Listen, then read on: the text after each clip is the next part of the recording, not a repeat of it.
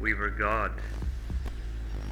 Once in the forgotten eons before the long night, our species stood unchallenged. Our sciences pierced the veil of creation itself. Genetic alchemy forged perfect warriors. Machine canticles whispered to the stars, and the secrets of the ancients bent time and flesh to our will. We drowned the galaxy in light, and for a time, the universe knelt. We were fools. The doom came as it must. The warp howled at our gates. The machines we trusted turned claws against us. The alien and the mutant feasted upon our corpse empire as our own hubris lit the pyre. The age of strife descended. 5,000 years of screaming darkness, where brother devoured brother, and the last embers of reason guttered out in the blood-soaked mud of Terra's necrotic hives. The lesson? There are no gods, only prey.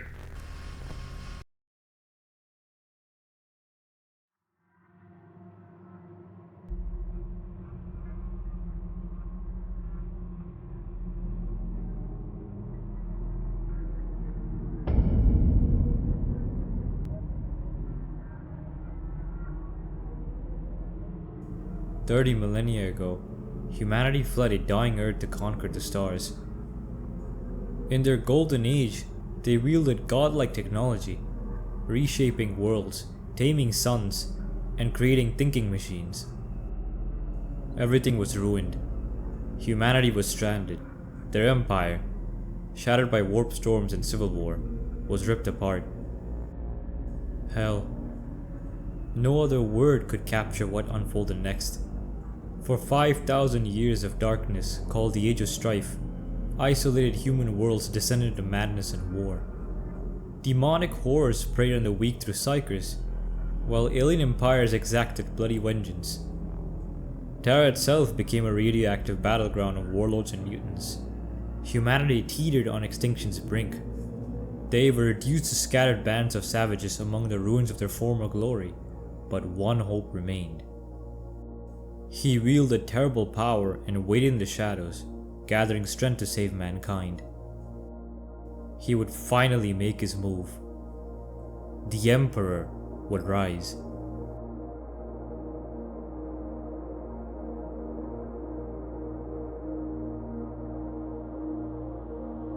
Before he was crowned as the master of mankind, the being who would become the Emperor walked among the warlords of Terra as just another conqueror in the Age of Strife's bloody twilight. Cloaked in anonymity, he carved out a domain in the planet's mountainous wastes, where he was known only as the Master of the Lines, a title that hid darker ambitions. It was Malcador the Sigillite who first recognized his true purpose. Where others saw merely another tyrant, Malcador saw the architect of mankind's salvation. Through his counsel, the warlord cast aside his lesser mantle and took up the mantle of the Emperor, a sovereign not just of Terra, but of humanity's destiny.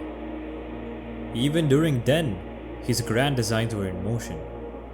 From the shadows of his stronghold, he hunted those whose flesh and blood would serve his grand vision.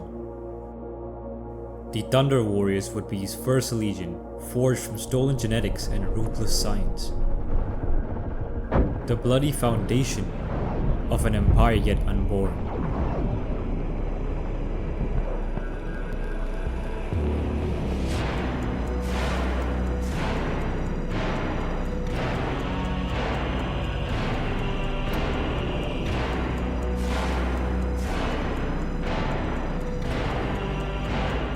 Born in the Emperor's hidden laboratories through brutal, experimental genetic alchemy, the Thunder Warriors were the prototype transhumans. Magnificent, but fatally flawed. Where the latest Adeptus Astartes would be forged with surgical precision and refined science, the Thunder Warriors were cobbled together from stolen technology and the unwilling knowledge of conquered gene rights. They were the crude but necessary instruments of a single war, not the guardians of an enduring Imperium. Through alchemical augmentation, somatic gene sculpting, and savage muscle grafting, the Emperor fashioned these warriors from adult men, loyalists and zealots drawn from old Earth's wastelands. Unlike the Astartes, who would later be transformed through a carefully staged process, the Thunder Warriors were reshaped with brutal urgency. The methods used were rough, immediate, and monstrously effective. They were not built to last. They were built to end the war. Towering over even the Space Marines who would succeed them, the Thunder Warriors were living engines of destruction. Stronger, faster, and far more brutal. Their bones were denser, their muscles thicker, their rage barely contained. A single Thunder Warrior, even in genetic decline, could shatter Astartes' plate with a headbutt or pulp a human body from beneath a single kick. Their reflexes bordered the preternatural. Some could dodge plasma fire mid-duel, tearing apart enemies with their bare hands as if possessed by the fury of ancient gods. But they were not just beasts. They retained their human personalities, dark humor, smoldering pride, and a warlord's cunning. Unlike the cold, disciplined Astartes, the Thunder Warriors rejoiced in battle. They were unpredictable and savage, their fury as much a weapon as their bodies. Yet such power came with a terrible cost. Built for the Unification Wars and nothing beyond, their genetic coding was unstable, corrupted by haste and compromised techniques. Some collapsed mid-battle, their organs liquefying without warning. Others degenerated into uncontrollable frenzy, turning on allies in berserker rages. Worst of all was the mental decay. Brilliant tacticians devolved into blunt instruments, their minds eroded by genetic entropy. They were never meant to build the Imperium, only to pave the way for it in blood and ash. And when the Unification Wars ended, so too did the need for them.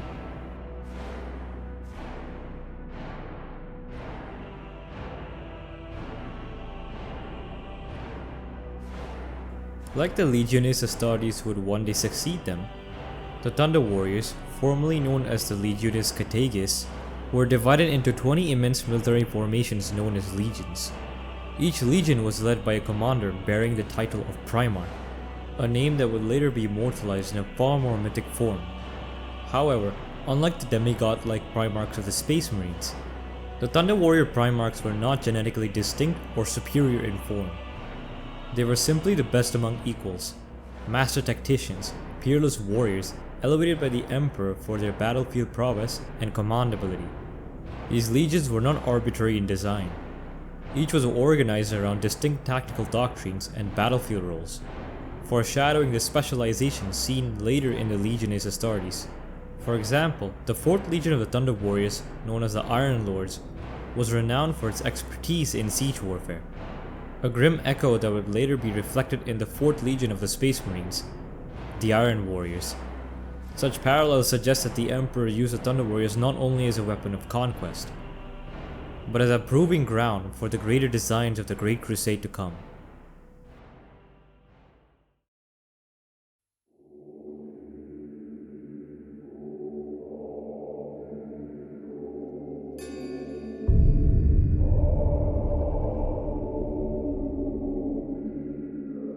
Before the refinement of Astartes' battleplate came the brutal, functional armor of the Thunder Warriors, Thunder Armor, or Mark I Power Armor. It was harsh, industrial, and purpose-built for the broken battlefields of old Earth. It reflected the age of its creation. Thunder Armor was not a fully sealed system. Unlike later power armor built for void warfare, it lacked environmental sealing or integrated life support. Most battles took place in Terra's irradiated wastelands, or the poisoned ruins of ancient cities, hostile, but still breathable. The helmets, often crested or adorned with personal marks, were the most consistent element. The rest of the suit varied depending on regional forge cults and the preferences of each warrior. Customization and brutal practicality trumped uniformity. The armor's powered systems concentrated on the upper body, torso, arms, and shoulders, amplifying the Thunder Warrior's already immense strength. Cold energy cabling ran beneath the chest plate, feeding power into the limbs and making their already devastating close combat strikes even deadlier.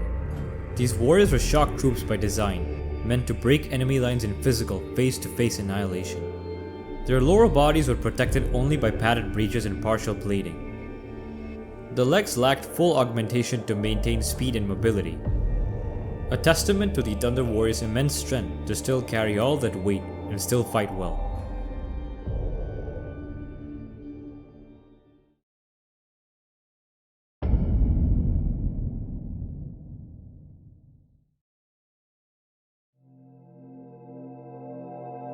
Created for wars of old Earth, the Thunder Warriors were never meant to survive peace.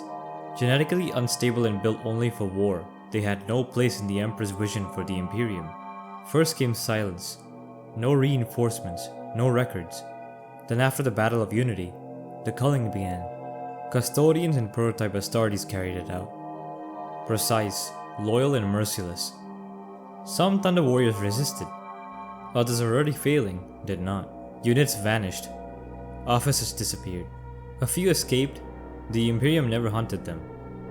They faded into obscurity, broken, forgotten, and afraid. No honors, no graves, only silence. They were weapons. And when the war ended, so did most of them.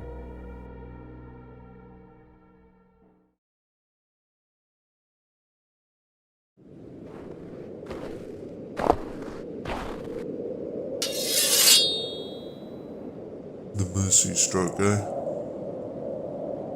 The last indignity. You always were a miserable bastard. I meant what I said, Lord Primarch. I take no pleasure in this. You are one of our finest commanders. And these new toys of yours, who will lead them now? Will they have their own commanders? No. Those ones are lost. All the better for you then. The High Lord was right. Can't bear rivals. It was not my doing. Sure it wasn't.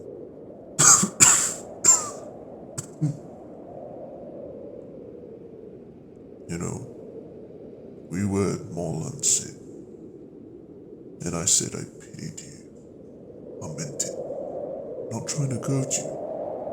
I really do pity you. I lived, Captain General.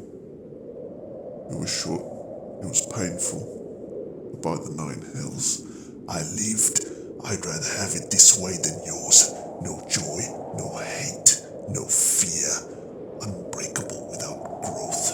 Immortal without passion. What is left for you, Constantine? What more can he take from you that he hasn't already? Nothing. Nothing at all.